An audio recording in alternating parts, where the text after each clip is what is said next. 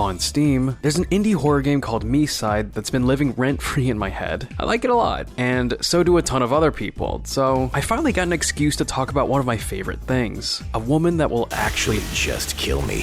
MiSide is basically about a digital yandere GF that traps you in her domain expansion. The goal is to do everything you can to escape with your life intact, as nicer versions of that same GF guide you to the exit. It's a pretty simple concept that I think was executed extremely well, with cute, memorable characters and nice visuals. Considering the whole game was made by 2 Russian dudes, it's one hell of a project that deserves all the praise it gets. Now, I'm gonna get into a ton of spoiler territory, so if you haven't played it, I highly recommend you do.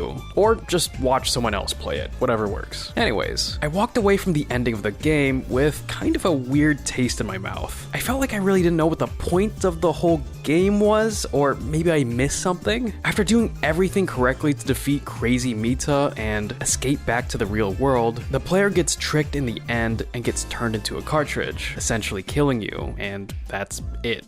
Game over. Credits, title screen. Afterwards, I kinda let the game marinate in my head for a few nights. I tried to look at the bigger picture to see if I could find something like a self-aware meta-narrative or some other thing the creators want to say with their story. Like, is MiSide really just a cute horror game with waifus and that's kinda it?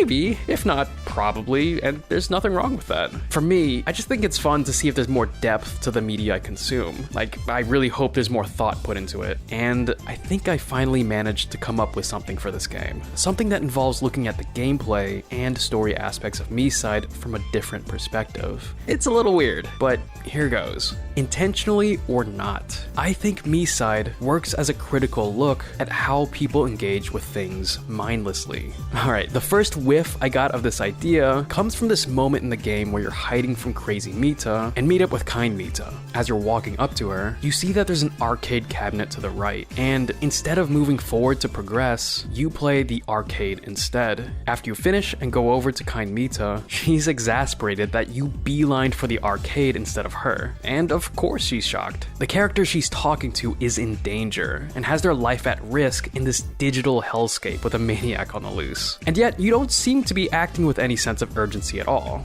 And I mean, of course you're not. There's no timer or anything, so you probably just want to experience whatever MiSide has to offer at your own pace and make sure that you didn't miss anything, which includes the arcades. You saw it, so you played it, and that's kinda it. I thought this moment was kind of a funny, self-aware thing the creators did and continued on. As the game progressed though, I really started noticing something about the types of games that were being played. DDR, tic-tac-toe, cards, penguin Pac-Man, a fighter, a reaction test, connect the dots, an FPS shooter, an arcade shooter, move the shapes, arrange the shapes, Space Invaders, Snake, Papers, Please, you get the point. Some of those are optional and some of those are required to progress, but they all have one thing in common.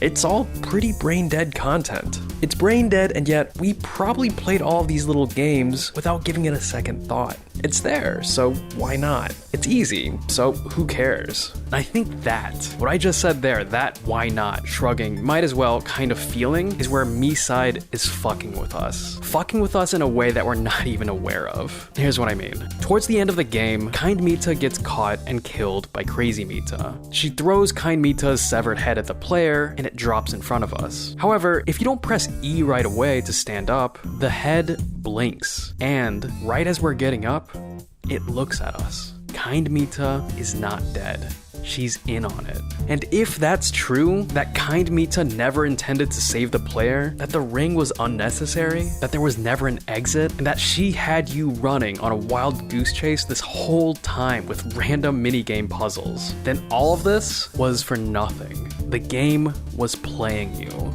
She was playing you. And I mean, look how easy it was to control and manipulate you to play MiSide a little bit longer with literal children's games. Earlier, when I said I felt like MiSide was a critical look at how people engage with things mindlessly, this is the angle I'm coming at it from. All those seemingly pointless minigames, that wasn't filler. I think MiSide was using it as a surface level way of showing that people will just do things. We don't ask why we're being shown these things or how it adds to the bigger picture. We just play. And these games are pretty low quality. Again, there's not that much depth to these. It's all brain dead content. Like, really? Snake? Space Invaders? Arrange the shapes? What am I, 8 years old? Even the ones that have the capacity to be challenging are easy. And yet, look at us. We still play it. Even the optional ones. We engage with these mini games uncritically because it's just there. And the possibility that 𝐑𝐞𝐚𝐥𝐥𝐲 was in on it all along isn't just a twist for the sake of a twist. It's a punchline to the game's silent joke. The game was playing you. The constant distractions, the pointless puzzles, even the promise of escape were all just to keep you busy. And when it's all said and done, we realize that we never questioned it. There was a game, so we played it. There was a goal, so you chased it. This is the real horror of MiSide. We just do things to do things. And the worst part of all, this is how the real world works. How often do you pull up things like Instagram, Discord, Twitter, or YouTube without even thinking about it? If you're like me, then probably pretty often. There's things on these websites that keep me coming back because the algorithm knows what I like. So of course I've made it a habit to return without a second thought. It was made for me. But instead of engaging with these apps or video games or whatever deliberately as a choice, we engage with them out of habit, out of boredom, or because it's just there. And so these apps and games play us in the same way 𝐑𝐞𝐞𝐿 plays us. It took some time, but I think the ending to the game makes more sense to me now. The main character who gets unceremoniously killed at the end never mattered. They're like a throwaway stand-in for the real goal, which is to keep you, the player, here. You could see it like that. Or you could say that the ending is kind of a metaphorical death. The kind of death where you sell your soul to these apps and games by passively engaging with them.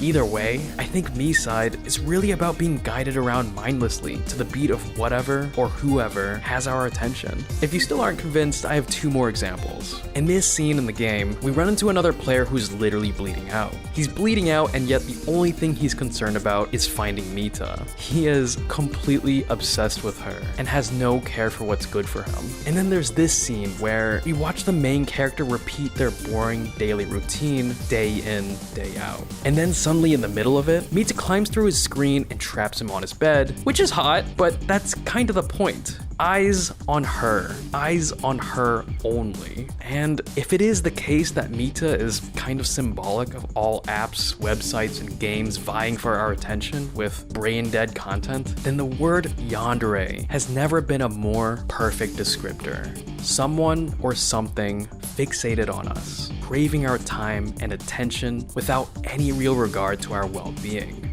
I truly think this is what MiSide is really about. And listen, I know a lot of this analysis hinges on the singular theory that 𝐑𝐞𝐚𝐥𝐿 was in on it. If I'm wrong about it, and the blinking and eye movement was just a bug, or meant something else, then I'll take the L. But if it is true, and my theory holds any water, then MiSide is such an insanely smart and well thought out game. There's still a section of it under construction, so we'll see whether or not it adds or detracts from what I've said here. If you have any other ideas or theories you want to propose, please leave a comment below. I'm definitely going to be reading all the comments on this video. I am so ready to be completely debunked. And even if I am, I had so much fun writing about this game. Anyways, with that said, I'll see you guys in the next one. Bye.